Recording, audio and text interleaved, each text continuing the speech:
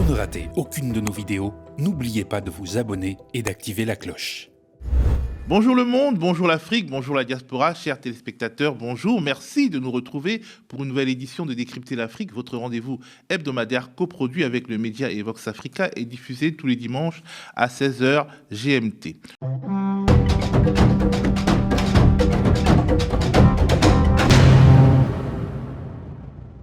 Au sommaire cette semaine, cap sur le Sénégal où un dossier explosif vient secouer le paysage politique et économique, celui d'une dette cachée de 7 milliards de dollars contractée par l'administration de l'ancien président Macky Sall. C'est le Fonds monétaire international lui-même qui confirme son existence. Comment une telle dette a-t-elle pu être dissimulée en toute impunité ?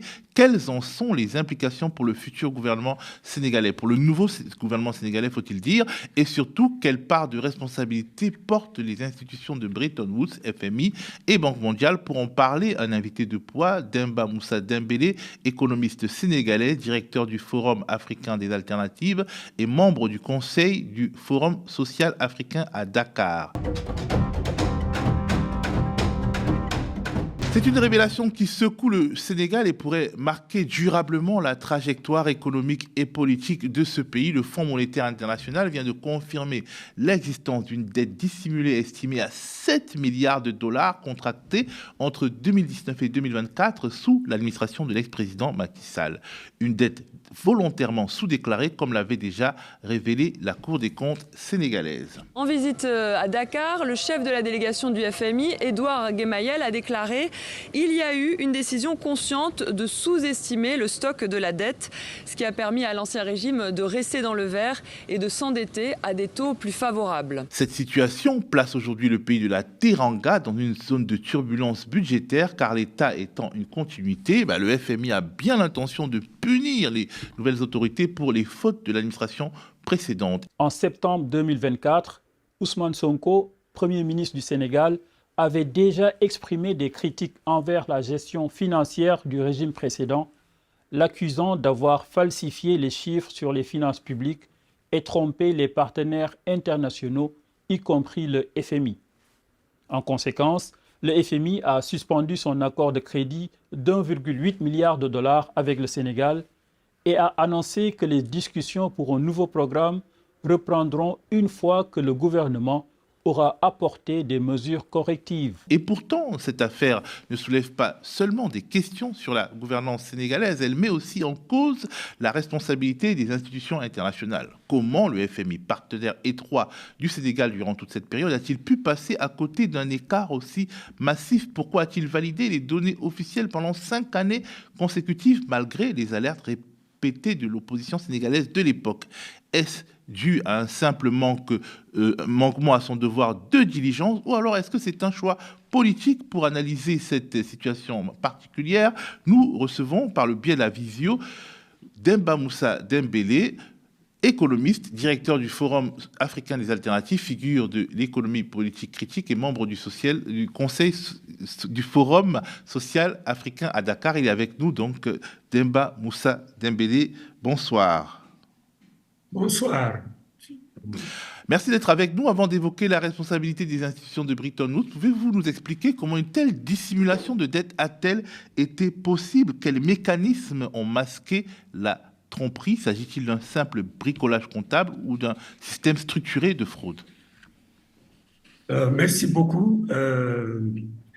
Vous savez, à partir de 2014, le régime de Macky Sall avait décidé que le Sénégal allait devenir un pays émergent, entre guillemets. Alors, il y avait un plan qui s'appelait le plan Sénégal émergent. Alors, pour faire croire à l'opinion sénégalaise et à ses partenaires extérieurs, notamment Banque mondiale, FMI, mais également les pays européens et les États-Unis, que le Sénégal était sur la trajectoire d'un pays émergent avec des indicateurs économiques au vert, croissance économique autour de 6-7% par an, des déficits maîtrisés, une signature crédible au niveau des marchés financiers, etc. Donc, il y avait ce narratif que le régime de Macky Sall a servi depuis 2014. Et à partir de cela, il lui fallait prouver par les résultats qu'il allait présenter au monde qu'il était sur cette trajectoire-là. Et je crois que c'est ça qui l'a conduit à entrer dans une spirale de mensonges au niveau du niveau de la dette, d'une part, et au niveau du déficit budgétaire, d'autre part. Et au niveau de l'UMOA, déjà, l'Union économique et monétaire ouest-africaine, il y a le niveau de la dette, le ratio de la dette par rapport au PIB, au produit intérieur brut, ne devrait pas dépasser les 70%, mais le Sénégal avait dépassé légèrement ce niveau, 74, 73, 74%. Bon, on disait que ce n'était pas tellement grave avec 4% de dépassement. Mais c'est surtout au niveau du déficit budgétaire que le régime a essayé de cacher les chiffres avec des chiffres hors bilan, donc qui n'étaient pas reflétés dans les statistiques qui étaient remises aussi bien aux partenaires ou à l'opinion sénégalaise. Et donc, ces déficits ont commencé à s'accumuler. Et à partir de 2019,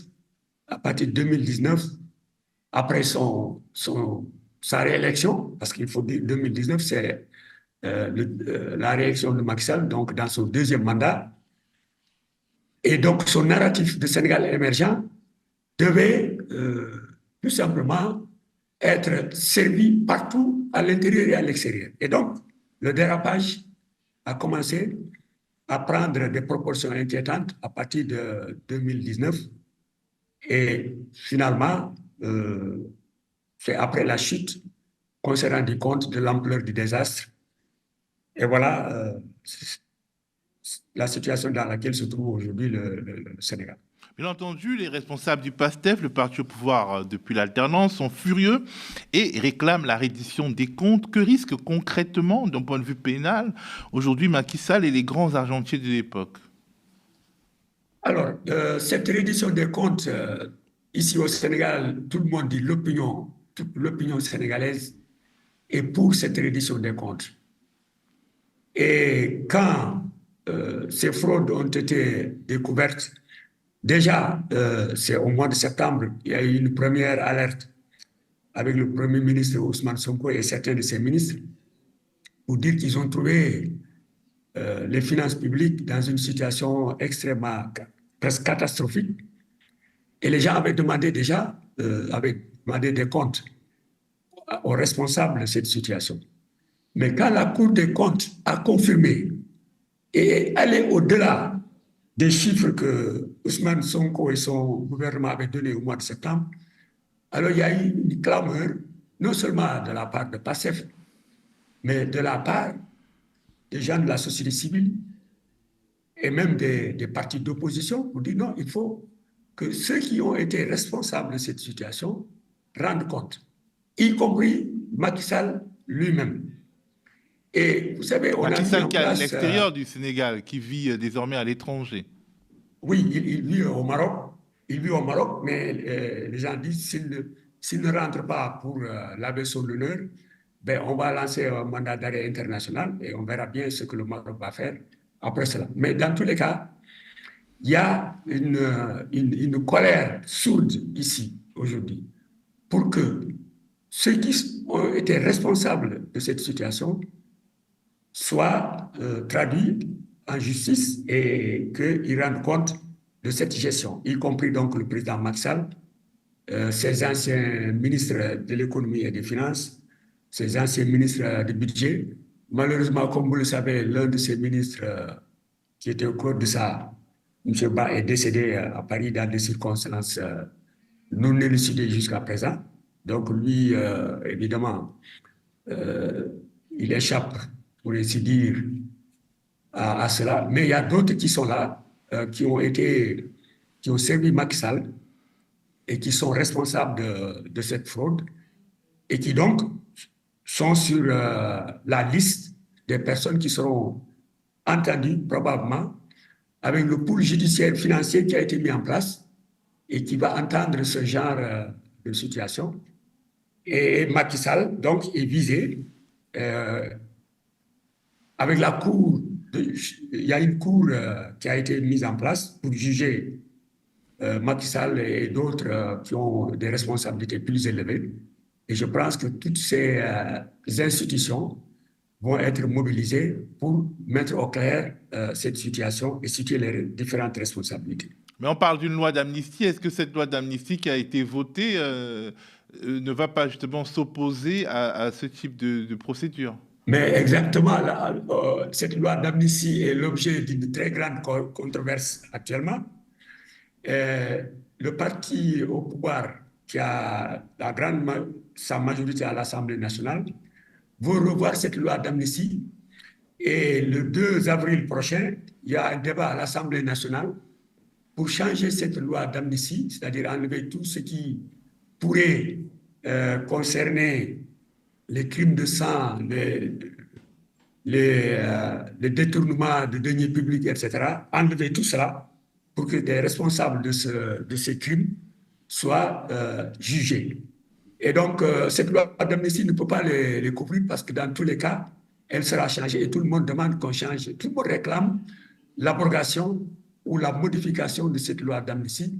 Donc, ils ne pourront pas être couverts par celle-ci. Alors, le FMI affirme qu'il y a eu des déclarations erronées du gouvernement sénégalais de l'époque, mais les critiques, dont vous, je crois, soupçonnent l'institution internationale d'avoir sciemment fermé les yeux pendant 5 ans sur les dérives. Quand la Cour des comptes a publié son rapport au mois de février dernier, j'avais écrit un article dans les médias et dans un des paragraphes, je me suis posé la question de savoir comment se fait-il que pendant 5 ans, une telle fraude ait échappé à la vigilance du FMI et de la Banque mondiale, qui ont des représentants résidents au Sénégal depuis de nombreuses années, qui travaillent étroitement avec tous les ministères clés, ministère de l'économie, ministère des finances, qui travaillent avec la primature, qui travaillent avec la Banque centrale, et donc qui ont accès à toutes les données et qui travaillent donc très étroitement avec toutes ces institutions.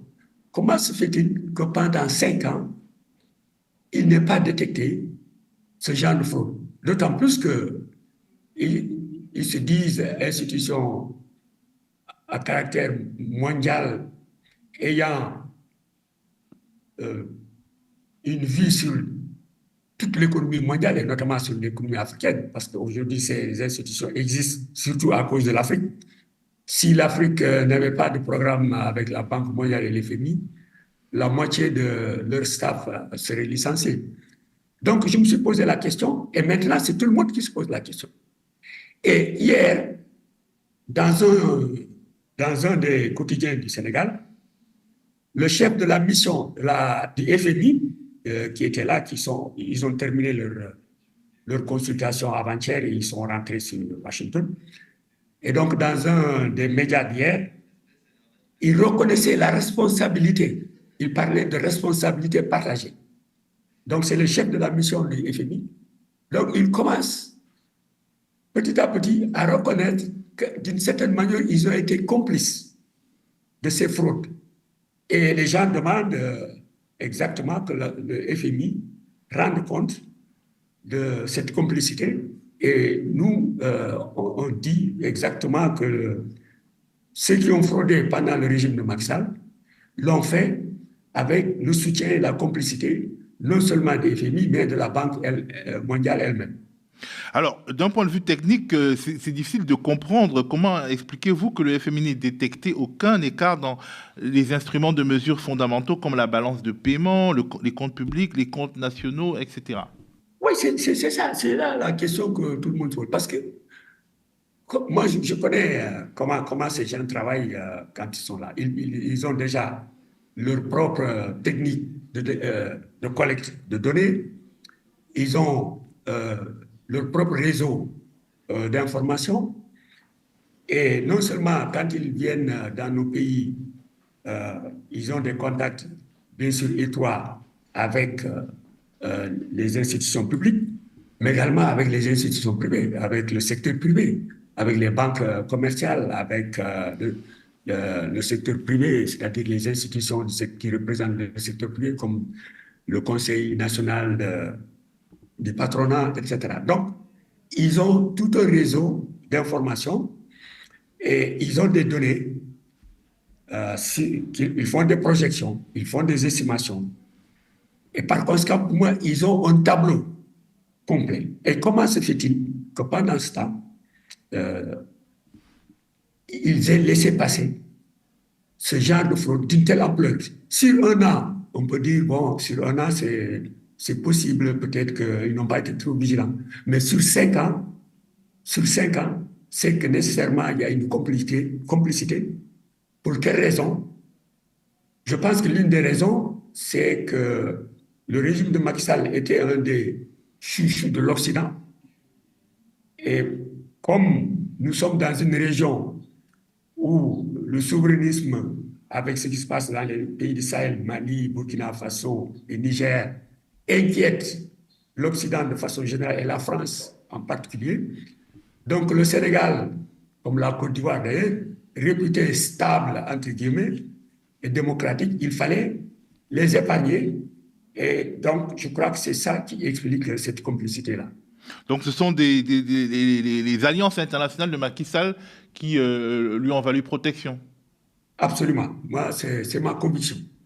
Alors, le FMI n'a pas l'intention, en tout cas jusqu'ici, jusqu'aux dernières déclarations dont vous parlez, n'avait pas l'intention de porter une partie du poids de ce scandale, mais il exige désormais que le Sénégal adopte un excédent budgétaire primaire de 4% du PIB dans un pays très jeune, avec justement beaucoup de besoins sociaux, sanitaires, dans un pays pauvre également où tout reste à faire. Est-ce que c'est viable, cette stratégie de rattrapage sans austérité drastique? Non, ce que le FMI dit, enfin, d'après le chef de la mission, j'ai lu la déclaration qu'il a faite au quotidien national Le Soleil et d'autres déclarations qu'il a faites dans les médias.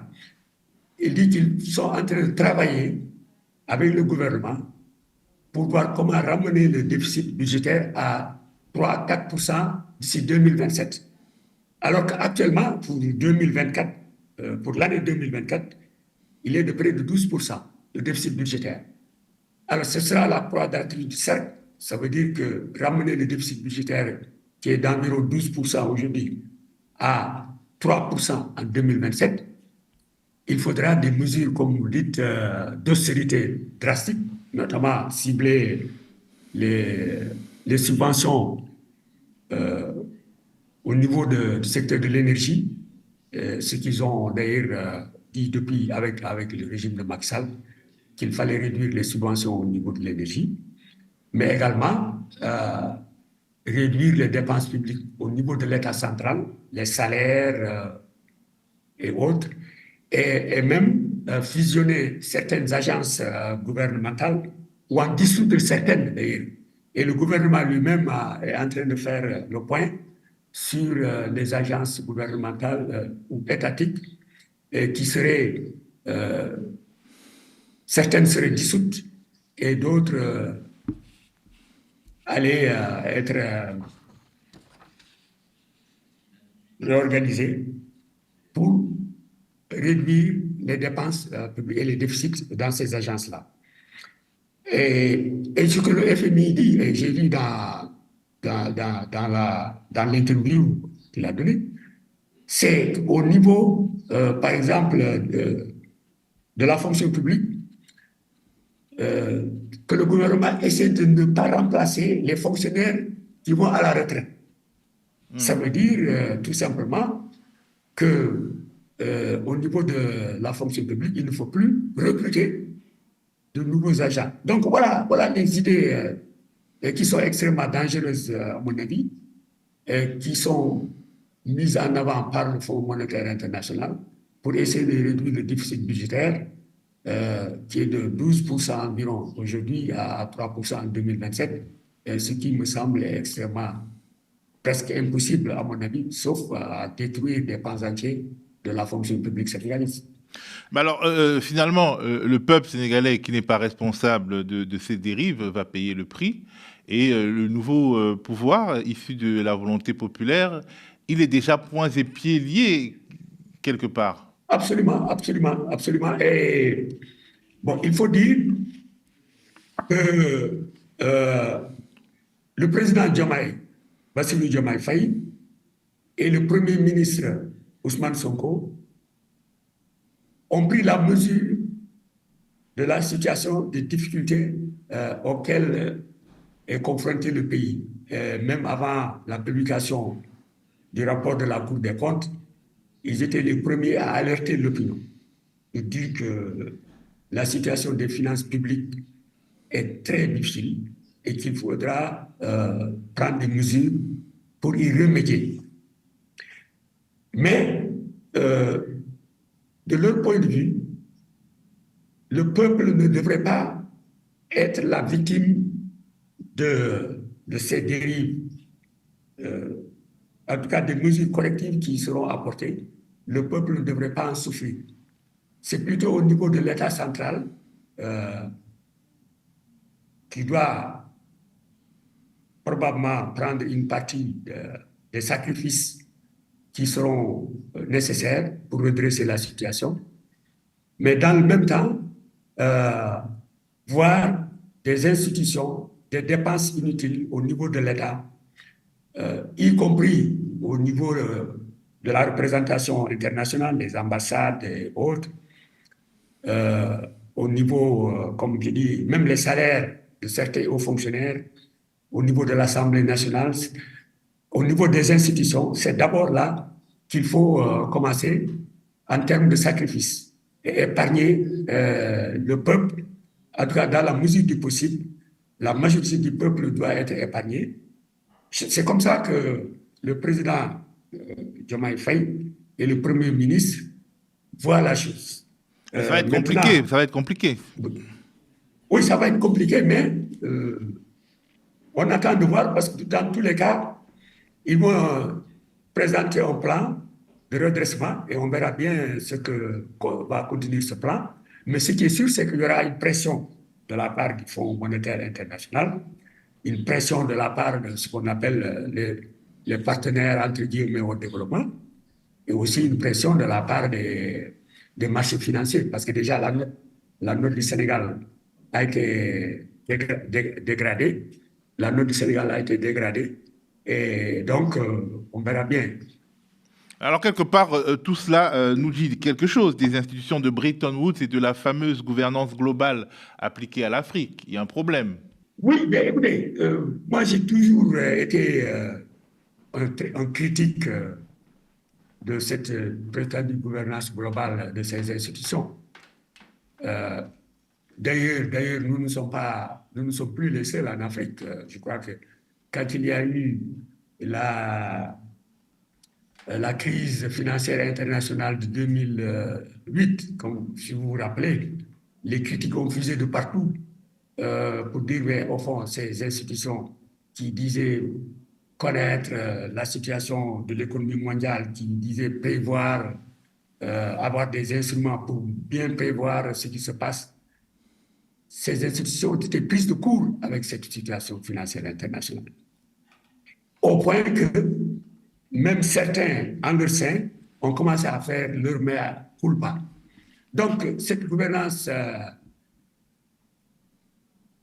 de l'économie mondiale, de la part de FMI et de la Banque mondiale, elle laisse beaucoup à désirer. Parce que quand même, l'exemple du Sénégal le montre bien. Si pendant 5 ans, ces institutions, avec tous les moyens dont elles disposent, n'ont pas été capables de détecter des fraudes, alors que même l'ancien directeur de l'agence de la Banque centrale, de l'agence nationale de la Banque centrale, disait il y a quelques semaines que lui-même, il avait des soupçons. Il avait alerté les pouvoirs publics, mais les gens n'ont pas voulu répondre à ces alertes. Lui, il l'a dit publiquement. Alors, si au niveau de la Banque mondiale et des FMI, il n'y a pas eu d'alerte, ça veut dire qu'il y a un problème avec la façon dont il gouverne l'économie mondiale. Merci beaucoup, Demba Moussa Dembélé.